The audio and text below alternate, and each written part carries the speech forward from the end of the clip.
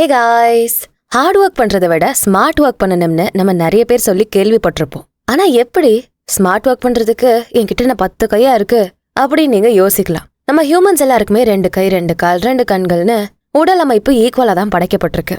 நம்ம எல்லாரும் எங்க டிஃபர் ஆகுறோம்னா நம்ம மைண்ட் செட்ல தான். நம்ம ஒவ்வொருத்தவங்களுக்கும் இந்த மைண்ட் செட் சேஞ்ச் ஆகுறதுனால தான் ஹியூமன்ஸ் எல்லாருமே ஒரு இண்டிவிஜுவாலிட்டியோட இருக்கும். அதுல சில மக்கள் மட்டும் சக்சஸ்ஃபுல்லா ஆகுறாங்க.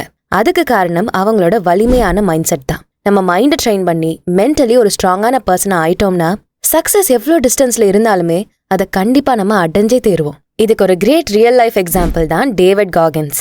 இவரை பத்தி நீங்க நிறைய இடத்துல கேள்விப்பட்டிருப்பீங்க. த டஃபஸ்ட் மேன் அப்படிங்கிற இன்னொரு பேரு கூட இவருக்கு இருக்கு. காரணம் இவரோட அந்த ஸ்ட்ராங்கான மைண்ட் செட்டை வச்சு இவர் பண்ண அச்சீவ்மெண்ட்ஸ் தான். டேவிட் காகின்ஸ் ஒரு ரிட்டையர்ட் நேவி சீல். உலகத்திலே ரொம்ப கடினமான பயிற்சிகளை கொடுக்கக்கூடிய மிலிட்ரியில ஒண்ணு இது. இவர் யுனைடெட் ஸ்டேட்ஸோட நேவி சீல்ல இருந்தவர். இவர் நேவி சீல் மட்டும் இல்லாம அல்ட்ரா மேரத்தான் ரன்னரும் கூட. Ultra marathon runner, tri athlete, ultra distance சைக்கிளிஸ்டாவும் இருந்திருக்காரு. டேவிட் காகின்ஸுக்கு சின்ன வயசுல இருந்தே நேவி சீலுக்கு போகணும் அப்படிங்கிற ஆசை இருந்திருக்கு. ஆனா 24 வயசுல அங்க கேட்டப்ப அவரு ரிஜெக்ட் பண்ணப்படுறாரு. காரணம் அவரோட பாடி வெயிட் கிட்டத்தட்ட 300 பவுண்ட்ஸ் இருந்திருக்காரு. அதாவது குறைஞ்சது 140-150 கிலோ கிட்ட வரும். அவரோட ஓவர் வெயிட் காரணத்தை காட்டி அவரு ரிஜெக்ட் பண்ணப்படுறாரு. அண்ட் டேவிட் காகின்ஸ் அதோட அவர் கான்ஃபிடன்ஸ் இழக்காம வெறும் 3 மாசத்துல 100 பவுண்ட்ஸ் வெயிட்ட குறைக்கிறாரு. அந்த அளவுக்கு அவர் கடினமா பயிற்சிகளை பண்றாரு. இப்படி நம்மள ரிஜெக்ட் பண்ணிட்டாங்களேன்னு நினைச்சு தன்னோட கோல்ஸ்ல கிவ் அப் பண்ணாம தான் எப்படியாவது வெயிட்ட கம்மி பண்ணி நேவி சீல்குள்ள போயே ஆகணும்னு நினைச்சாரு. என்னதான் அவரோட உடலை தயார்படுத்த அவர் கடினமா உடற்பயிற்சிகளை பண்ணாலுமே முக்கியமா அவர் முதல்ல பண்ணது மைண்ட் செட்டை ஸ்ட்ராங் ஆக்குனது தான். அவர் மைண்ட் செட்டை ஸ்ட்ராங்கா வச்சதுனாலதான் தொடர்ந்து கிவ் அப் பண்ணாம முயற்சி பண்ண முடிஞ்சிருக்கு. சோ இதுல இருந்தே நம்ம புரிஞ்சுக்கலாம் நம்ம சக்சஸுக்கு மைண்ட் செட் எப்படி உதவுதுன்னு. எல்லாருமே எடுத்த உடனே ஸ்ட்ராங்கான பர்சனா ஆகிருக்க மாட்டாங்க. ஸ்ட்ராங்கான பர்சனா இப்ப இருக்காங்கன்னா அவங்களுக்கு பின்னாடியும் உங்களுக்கு தெரியாத ஒரு self doubt, lack of motivation, இந்த மாதிரி நிறைய தடைகள் இருந்திருக்கலாம். ஆனா அவங்க எப்படி அதெல்லாம் ஓவர் கம் பண்ணி ஸ்ட்ராங்கான பர்சனா ஆகுறாங்க? மென்டலி ஸ்ட்ராங்கான பர்சன்ஸ் ஃபாலோ பண்ணக்கூடிய ஹேபிட்ஸ் ஏதாவது இருக்கா? எல்லாத்தையுமே தெரிஞ்சுக்க இந்த வீடியோவை முழுசா கேளுங்க. வீடியோக்குள்ள போறதுக்கு முன்னாடி நம்ம சேனல் ஆடியன்ஸ்க்கு யூஸ்ஃபுல்லா இருக்கக்கூடிய ப்ரமோஷன்ஸ் பண்ணணும்னா டிஸ்கிரிப்ஷன்ல இருக்க இன்ஸ்டாகிராம் லிங்க் இல்ல இமெயில் ஐடியை கிளிக் பண்ணி எங்களை காண்டாக்ட் பண்ணுங்க. மென்டலி ஸ்ட்ராங்கா இருக்கக்கூடிய மக்கள் அவங்க லைஃப்ல ஃபாலோ பண்ணக்கூடிய 7 முக்கியமான ஹேபிட்ஸை நான் உங்களுக்கு சொல்ல போறேன். சோ ஸ்கிப் பண்ணாம பார்த்து அந்த ஹேபிட்ஸை உங்க லைஃப்லயுமே அப்ளை பண்ணி மன வலிமை இருக்கக்கூடிய மனிதர்களா மாறுங்க. Habit number 1, they make time to think. ஓடுன்னு ஓடிட்டே இருக்கக்கூடிய இந்த உலகத்துல நம்ம ஒரு நிமிஷம் நின்னு ரியலாவே நான் ஹாப்பியா தான் இருக்கேனா அப்படின்னு யோசிக்கக்கூடிய நேரம் இல்லாத அளவுக்கு ஆஃபீஸ், ஒர்க்கு, மொபைலு, சேலரின்னு ஓடிட்டே இருக்கும். இன்னும் சில மக்கள் ஏதோ பிறந்தோம் வாழ்ந்து தொலைக்கணுமே அப்படின்னு ஒவ்வொரு நாளும் கடமைக்கு ஏனோ தானோன்னு நாட்களை கடத்திக்கிட்டு இருக்கோம். இன்னும் சில பேரு பக்கத்து வீட்டுல என்ன பண்றாங்க, பக்கத்து வீட்டுல பைக் வாங்கிருக்காங்க, அப்ப நம்ம கார் வாங்கணும், அப்பதான் நம்மள மதிப்பாங்க அப்படின்னு மத்தவங்க என்ன பண்றாங்க, மத்தவங்க என்ன நினைப்பாங்கன்னு அதை மட்டுமே பார்த்துக்கிட்டு தன்னை கவனிக்காம விட்டுருவாங்க. ஆனா மென்டலி ஸ்ட்ராங்கா இருக்கக்கூடிய பர்சன் ஒவ்வொரு நாளுமே அவங்களுக்கு என்ன வேணும், என்ன பண்ணா ஹாப்பியா இருப்போம்னு யோசிச்சு அதை பண்ணுவாங்க. நம்ம மைண்டுக்குள்ள பாசிட்டிவ் நெகட்டிவ்னு நிறைய எண்ணங்கள் வந்துகிட்டே தான் இருக்கும். நம்ம அதை பெருசா கண்டுக்கிறது இல்ல. சோகமா தான் இன்ஸ்டாகிராம ஸ்க்ரால் பண்ணிட்டு வாட்ஸ்அப்ல ஒரு ஸ்டேட்டஸை போடுறதுன்னு இருப்போம். ஆனா ஸ்ட்ராங்கான மைண்ட் செட் இருக்கக்கூடிய மக்கள் அவங்க மைண்டுக்குள்ள வர தாட்ஸ் எல்லாத்தையும் நல்லா கவனிப்பாங்க. அதுல நெகட்டிவ் தாட்ஸ் இருந்தா அதை பாசிட்டிவா மாத்த என்ன பண்ணணுமோ அதை யோசிச்சு அதுக்கான செயல்களை பண்ணுவாங்க. நீங்க ஸ்ட்ராங்கான மைண்ட் செட்டை உருவாக்க நினைச்சீங்கன்னா இனிமே வாட்ஸ்அப்ல சோக ஸ்டேட்டஸ் போடுறதை விட்டுட்டு உங்க எண்ணங்களை ஒரு பேப்பர்ல நோட் பண்ணி வைங்க. இதை நீங்க தினமுமே கூட பண்ணலாம். தினமும் இதை நீங்க பண்ணும்போது உங்க மைண்ட்ல வர தாட்ஸை நீங்க கவனிக்க முடியும். இன்னொரு ரொம்ப முக்கியமான விஷயம், உங்க கூட நீங்க டைம் ஸ்பெண்ட் பண்ணணும். இந்த உலகத்திலேயே உங்களை விட உங்களை நல்லா புரிஞ்சுக்க கூடியவங்க, நீங்க சக்சஸ் ஆகணும்னு நினைக்கிறவங்க யாருமே இருக்க முடியாது.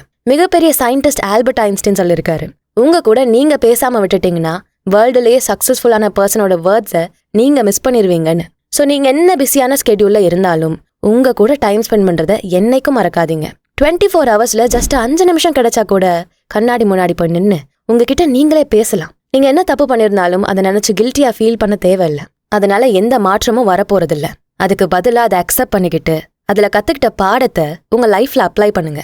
நீங்க எப்படி இருக்கீங்களோ உங்களை அப்படியே அக்செப்ட் பண்ணிக்கோங்க. உங்களை நீங்க அக்செப்ட் பண்ணி உங்களை நீங்க புரிஞ்சுக்கிட்டாதான் உங்களால ஸ்ட்ராங்கான ஒரு பர்சனா மாற முடியும். அடுத்து habit number 2, they move on from things which they can control. வலிமையான மைண்ட் செட் இருக்கக்கூடிய மக்கள் அவங்களுக்கு நடக்கக்கூடிய எந்த விஷயமா இருந்தாலும் அதை நினைச்சு ஃபீல் பண்ணிக்கிட்டே மட்டும் இருக்க மாட்டாங்க. எந்த விஷயம்லாம் என்னோட கண்ட்ரோல்ல இருக்கு, எதெல்லாம் என்னோட கண்ட்ரோல்ல இல்ல, இதை அவங்க நல்லா தெரிஞ்சு வச்சுப்பாங்க. உங்ககிட்ட கண்ட்ரோலே இல்லாத ஒரு விஷயத்த நினைச்சு நீங்க வருத்தப்பட்டா அது மாறப்போகுதா? கண்டிப்பா கிடையாது. அப்ப கண்ட்ரோல்ல இருக்க விஷயத்த எப்படி சரி பண்ணலான்னு மட்டுமே பாருங்க. அதை விட்டுட்டு நம்ம கண்ட்ரோல்லே இல்லாத ஒரு விஷயத்த நினைச்சு அதை மாத்தணும்னு முயற்சி பண்ணா எனர்ஜி மட்டும்தான் வேஸ்ட் ஆகும். சில பேரு பாஸ்ட்ல நடந்த ஃபெயிலியர், லவ் பிரேக்கப்ஸ் இதை நினைச்சு ஏன் எனக்கு இப்படி ஆச்சு, எனக்கு இது நடந்திருக்கவே கூடாது, ஏன் எனக்கு மட்டும் இதெல்லாம் நடந்தது இப்படின்னு அதை பத்தியே யோசிச்சுக்கிட்டு இருப்பாங்க. இப்ப உங்களோட பாஸ்ட் உங்க கண்ட்ரோல்ல இருக்கா? அதை நீங்க மாத்த முடியுமா? கண்டிப்பா முடியாது. பட் உங்க கையில இருக்க பிரசன்ட்டையும் ஃபியூச்சரையும் உங்களால மாத்த முடியும். சோ உங்களால எதை கண்ட்ரோல் பண்ண முடியும், எதை மாத்த முடியும், அதுல மட்டும் ஃபோக்கஸ் பண்ணுங்க. இன்னும் சில பேர் அதுல எந்த யூஸும் இல்லைன்னு தெரிஞ்சுமே அதையே தான் பண்ணிக்கிட்டு இருப்போம். பத்தாததுக்கு இன்ஸ்டாகிராம ஓபன் பண்ணா வாழ்க்கை நாடகமா, ஏன் பொறப்பு பொய் கணக்கா அப்படின்னு பாட்டு ஓடும். அது நமக்கே எழுதின சிச்சுவேஷன் சாங் மாதிரியே இருக்கும். இந்த மாதிரி முன்னாடி நடந்த விஷயங்கள் நம்மள பிரசன்ட்ல பாதிக்காம இருக்கணும்னா ஆல்ரெடி நடந்த விஷயங்களை நடந்து முடிஞ்சு போச்சு அப்படின்னு பாஸ்ட் இஸ் பாஸ்ட்னு சொல்லிட்டு மூவ் ஆன் ஆகுங்க. இப்ப இருக்கக்கூடிய பிரசன்ட்டை மாத்த பாருங்க, உங்க ஃபியூச்சர் தானா மாறும். சோ பாஸ்ட்ல நடந்த விஷயங்களே நினைச்சுக்கிட்டு நேரத்தை வீணாக்கிக்கிட்டு ஃபியூச்சரையும் ஸ்பாயில் பண்ணாதீங்க. அதே மாதிரி கடந்து போறது தானே வாழ்க்கைன்னு சொல்ற மாதிரி உங்களுக்கு யாராவது கெட்டது பண்ணிருந்தாலும் சரி, இல்ல நீங்க யாராவது ஹர்ட் பண்ணிருந்தாலும் சரி, இல்ல வேற ஏதாவது மிஸ்டேக்ஸ் நீங்க பண்ணிருந்தாலும் சரி, அவங்களையும் மன்னிங்க, உங்களை நீங்களே மன்னிச்சு ஏத்துக்கோங்க. இனி நீங்க பண்ண மிஸ்டேக்ஸை பண்ணாம பாத்துக்கோங்க. சோ இதை நல்லா புரிஞ்சுக்கோங்க. மென்டலி ஸ்ட்ராங்கா இருக்கக்கூடிய பர்சன்ஸ் அவங்களால கண்ட்ரோல் பண்ண முடியாத எந்த விஷயத்த பத்தியும் பிரசன்ட்ல இருக்க நேரத்தை வீணடிக்க மாட்டாங்க. அடுத்து habit number 3, adapting to changes. ஸ்ட்ராங்கான மைண்ட் செட் இருக்கக்கூடிய பர்சன்ஸ் தன்னோட வாழ்க்கையில நடக்கக்கூடிய சேஞ்சஸை அக்செப்ட் பண்ணிப்பாங்க. அக்செப்ட் பண்ணி அதுக்கேற்ற மாதிரி வாழ்ந்து நினைச்ச ரிசல்ட்ஸை அடைவாங்க. சர்வைவல் ஆஃப் த ஃபிட்டஸ்ட் அப்படின்னு ஒரு தியரி இருக்கும். இந்த தியரி படி நம்ம இருக்கக்கூடிய சிச்சுவேஷனுக்கு ஏற்ற மாதிரி அடாப்ட் ஆனா மட்டும்தான் நம்மளால தாக்கு பிடிக்க முடியும். இல்லைன்னா நம்மளை ஏறி மிதிச்சுட்டு போய்கிட்டே இருப்பாங்க. ஸோ நீங்க ஸ்ட்ராங்கான மைண்ட் செட்டை டெவலப் பண்ணிக்க நினைச்சீங்கன்னா உங்க ஸ்ட்ரென்த்தை இன்க்ரீஸ் பண்ண தேவையான சேஞ்சஸை முதல்ல அக்செப்ட் பண்ணிக்கோங்க. உங்களுக்கு பிரியாணி ரொம்ப பிடிக்குதுன்னா ஒரு நாள் சாப்பிடலாம், இல்ல மாசம் 2 நாள் கூட சாப்பிடலாம். இல்ல உங்களுக்கு ரொம்ப ரொம்ப பிடிக்கும்னா ஒரு வாரம் கூட நீங்க கண்டினியூஸா பிரியாணி சாப்பிடலாம். ஆனா அதுக்கு மேல கண்டிப்பா அது போர் அடிச்சிடும். உங்க பிரெயினுக்கு புதுசா ஏதாவது விஷயத்த நீங்க கொடுத்துக்கிட்டே இருங்க, அப்பதான் அது ஆக்டிவா வேலை செய்யும். அடுத்து habit number 4, never care about their comfort zone. Comfort zone இதுல நம்ம இருக்கிற வரைக்கும் நினைச்ச மாதிரியான வாழ்க்கைய வாழ முடியாது. நம்ம ட்ரீம்ஸ் அடையணும்னா அதுக்கு கண்டிப்பா கம்ஃபர்ட் ஜோன்ல இருந்து வெளியே வந்தா மட்டும்தான் முடியும். நமக்கு எதுக்கு வம்பு, இருக்கிற இடம் தெரியாம இருந்துட்டு போயிடணும் நினைச்சிட்டு எதுவுமே பண்ணாம இருந்தா இன்னும் 10 வருஷம் ஆனாலும் அதே இடத்துலதான் இருப்போம். நம்மளை சுத்தி எல்லாமே அப்டேட் ஆகி இருக்கும். சோ நீங்க முன்னேறணும்னா கண்டிப்பா உங்க கம்ஃபர்ட் ஜோன்ல இருந்து வெளியே வந்தா மட்டும்தான் அது முடியும். ஸ்ட்ராங்கான மைண்ட் செட் இருக்கக்கூடிய மக்கள் தன்னோட கம்ஃபர்ட் ஜோன்ல இருக்கணும்னு நினைக்க மாட்டாங்க. அதுக்கு பதிலா தன் கனவு வாழ்க்கையை அடைய தேவையான ரிஸ்க்ஸை, அதுவும் கால்குலேட்டட் ரிஸ்க்ஸை தொடர்ச்சியா எடுத்துக்கிட்டே இருப்பாங்க. எனக்கு காலையில சீக்கிரம் எழுந்து ஒர்க் பண்றதெல்லாம் செட் ஆகாது அப்படின்னா எப்படி ஃபிட்டா ஆகணும்னு இருக்க கோலை அச்சீவ் பண்ண முடியும்? பணக்காரன் ஆகணும்னு நினைச்சா அதுக்கு கடினமா உழைக்க தயாராயிருக்கணும். கம்ஃபர்ட் ஜோன் உங்க உடலுக்கும் மைண்டுக்கும் ரொம்ப ஆபத்தானது. அதுல இருந்து வெளியே வரணும்னா உங்க மைண்ட் செட்டை நீங்க ஸ்ட்ராங் ஆக்கிக்கோங்க. கான்ஃபிடன்ஸ் அதிகப்படுத்தி உங்க டிசிப்ளினை வச்சு லேசினஸை துரத்துங்க. லேசினஸ் தான் உங்களை கம்ஃபர்ட் ஜோனுக்குள்ளேயே இருக்க வைக்கிறதுக்கான முக்கியமான ரீசன். நீங்க ஒரு விஷயத்த பண்ண லேசியா இருக்கீங்கன்னா அதை பண்ண உங்களுக்கு அவ்வளவா இன்ட்ரெஸ்ட் இல்லைன்னு அர்த்தம். ஸோ இன்ட்ரெஸ்ட் இல்லாத வேலையை பார்க்கறத விட உங்களுக்கு என்ன வேலை பண்ண ஆர்வம் அதிகமா இருக்கோ அதை பண்ணுங்க. அப்போ உங்க மைண்ட் செட் பாசிட்டிவா இருக்கும். கம்ஃபர்ட் ஜோன்ல இருக்கணும் அப்படிங்கிற எண்ணமும் இருக்காது. பிடிச்ச வேலைகளை பண்றதுனால நம்ம பண்றது ஒர்க் தான் அப்படிங்கிற ஃபீலே உங்களுக்கு இருக்காது.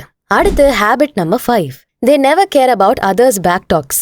நம்மள நிறைய பேரு அவ ஏதாவது சொல்லிருவானோ, இவ ஏதாவது சொல்லிருவாளோ அப்படின்னு நினைச்சு பிடிச்ச விஷயங்களை பண்ணாமலே இருப்போம். எனக்கு டிராயிங் நல்லா வரைய வரும், ஆனா நான் வரைஞ்சா அதுல 1008 குறை சொல்லுவாங்க, அதுக்கு பதில் சொல்றதுக்கு நான் வரையாமலே இருக்கலாம் இப்படின்னு நினைப்பாங்க. இந்த மாதிரி மத்தவங்க சொல்லக்கூடிய வார்த்தைகளுக்காக உங்களுக்கு பிடிச்சதை பண்ணாம இருக்கணும்னு எந்த அவசியமும் இல்ல. ஜஸ்ட் யோசிச்சு பாருங்க, நீங்க பண்ணக்கூடிய டிராயிங் இன்னும் 2 நாள் போனா அவங்களுக்கு அது நீங்க தான் பண்ணீங்கன்னே சுத்தமா ஞாபகம் கூட இருக்காது. அவங்க சொல்றாங்கன்னு உங்க டேலண்ட்ஸை நீங்க யூஸ் பண்ணாம விட்டுட்டீங்கன்னா லாஸ் மொத்தமா உங்களுக்கு மட்டும்தான். ஏன் ஒருவேளை நீங்க டிராயிங் பண்ணிருந்தீங்கன்னா உங்க ஸ்கில்ஸை டெவலப் பண்ணி ஒரு பெரிய ஆர்டிஸ்டா கூட ஆகிருக்கலாம். சோ மத்த மக்கள் சொல்லக்கூடிய ஒப்பீனியன்ஸை கேட்கறது தப்பு இல்ல, ஆனா அதை மட்டுமே முழுமையா நம்பி அவங்க நல்லா இருக்குன்னு சொன்னாதான் தொடர்ந்து நான் ஒரு வேலையை பண்ணுவேன்னா அதுதான் பெரிய தப்பு. சோ மத்தவங்க சொல்றதை கேட்டு என்னைக்குமே கிவ் அப் பண்ணாதீங்க. ஸ்ட்ராங்கான மைண்ட் செட் இருக்கக்கூடிய மக்கள் மத்தவங்க பேசுற வார்த்தைகளை கேட்டு என்னைக்குமே டிமோட்டிவேட் ஆக மாட்டாங்க. முழு கான்ஃபிடன்ஸையும் தான் மேல வச்சு தான் பண்ண வேண்டிய வேலைகளை மட்டும் யார் சொன்னாலும் கிவ் அப் பண்ணாம பண்ணிக்கிட்டே இருப்பாங்க. சோ நீங்களும் ஸ்ட்ராங்கான மைண்ட் செட்டை உருவாக்க நினைக்கிறீங்கன்னா இந்த 4 பேர் 4 விதமா பேசுற பேச்சை கேட்டுக்கிட்டு ஃபீல் பண்ணிக்கிட்டு இருக்காம மை லைஃப் மை ரூல்ஸ்னு ஹாப்பியா வாழுங்க. அடுத்து habit number 6, celebrating others victory.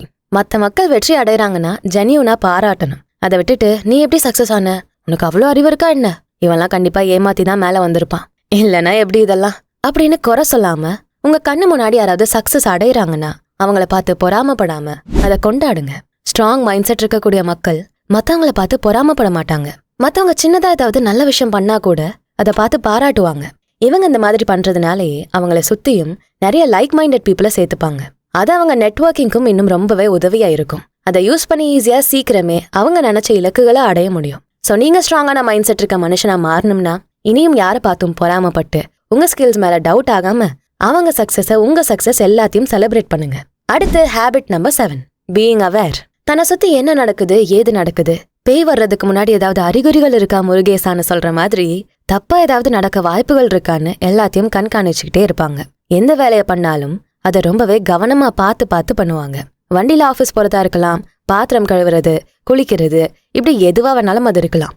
என்ன வேலை பார்த்தாலும் ஸ்ட்ராங் மைண்ட் செட்டோட இருக்கவங்க பார்த்து கவனமாவே பண்ணுவாங்க. இப்படி முழு ஃபோக்கஸோட எல்லா வேலைகளும் பண்றதுனாலயே அவங்க எல்லா வேலையுமே பெர்ஃபெக்டா பண்ண முடியும். ஸோ அதனாலதான் ஸ்ட்ரிங் மைண்ட் செட் இருக்கக்கூடிய மக்கள் சீக்கிரமே சக்சஸ் அடையறாங்க. இதையும் தாண்டி மைண்டுக்கு தனியா எக்ஸசைஸ் பண்றது, மெடிடேட் பண்றது, ஜர்னலிங் பண்றது மாதிரி இன்னும் நிறைய ஹேபிட்ஸை ஸ்ட்ராங் மைண்ட் செட் இருக்கக்கூடிய பீப்புள் தினமும் ஃபாலோ பண்ணுவாங்க. நம்ம மைண்ட் செட்டை சரியா வச்சுக்கிட்டாலே நம்மளால நினைச்ச இலக்க அடைய முடியும். மைண்ட் செட் ஒரு டிவி ரிமோட் மாதிரி.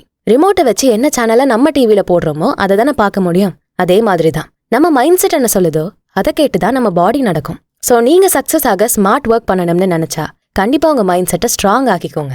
ஸ்ட்ராங் மைண்ட் செட்டை உருவாக்க ஆல்ரெடி சக்சஸ்ஃபுல்லா இருக்கக்கூடிய மனிதர்கள் பயன்படுத்தின ஹேபிட்ஸை இந்த பதிவுல நம்ம பார்த்தோம். ஃபைனலா அதை ஒரு சம்மரியா பார்த்துடலாம். வலிமையான மைண்ட் செட் இருக்கவங்க அவங்களுக்கான நேரத்தை ஒதுக்கி தனக்கு என்ன வேணுங்கிறதுல முழு கவனத்தோட இருப்பாங்க. எவ்வளோ பிஸியான ஸ்கெடியூல் இருந்தாலுமே தனக்குன்னு ஒரு நேரத்தை ஸ்பெண்ட் பண்ண மறக்க மாட்டாங்க. தன்னால கண்ட்ரோல் பண்ண முடியாத விஷயத்தை யோசிச்சு அதுக்காக ஃபீல் பண்ணிக்கிட்டு இருக்காம தன்னோட ட்ரீம் லைஃபை அடைய என்ன பண்ணணுமோ அதை பிளான் பண்ணி பண்ணுவாங்க. அப்படி ட்ரீம் லைஃபை அடையும் போது தன்னோட கம்ஃபர்ட் ஜோனை விட்டு வெளியே வர்றதுக்கும் தயங்காம எல்லா சேஞ்சஸுக்கும் அடாப்ட் ஆயிப்பாங்க. மற்ற மக்களோட ஒப்பீனியன்ஸை கிரிட்டிசிசம்ஸா நினைச்சு வருத்தப்படாம அதை தன்னோட முன்னேற்றத்துக்கு யூஸ் பண்ணி தாங்கள அப்டேட் பண்ணிப்பாங்க. எப்பவும் சுத்தி என்ன நடக்குது அப்படிங்கிற விழிப்புணர்ச்சி அவங்களுக்கு ரொம்ப அதிகமாவே இருக்கும். ஸோ எஸ், அவ்வளவுதான். நீங்க ஸ்ட்ராங்கான மைண்ட் செட் இருக்கக்கூடிய பர்சனா ஆகணும்னா இந்த ஹேபிட்ஸை கண்டிப்பா ஃபாலோ பண்ணலாம். நீங்க இந்த ஹேபிட்ஸ்ல ஏதாவது ஃபாலோ பண்ணிக்கிட்டு இருக்கீங்களா? அதனால உங்களுக்கு கிடைச்ச பெனிஃபிட்ஸ் என்ன?